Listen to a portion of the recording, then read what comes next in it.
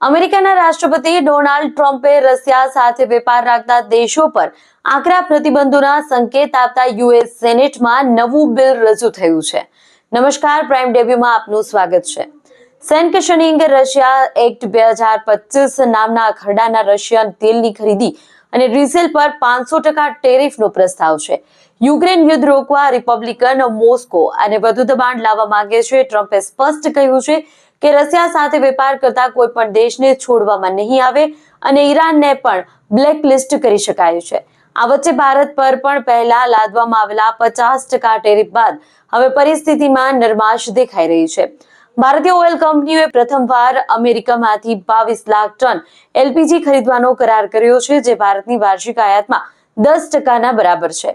સાથે જ Bharat America trade ડીલના પ્રથમ તબક્કા પર ટૂંક સમયમાં સહમતિ થયા ટેરિફ વિવાદનો ઉકેલ નજીક હોવાનું માનવામાં આવે છે.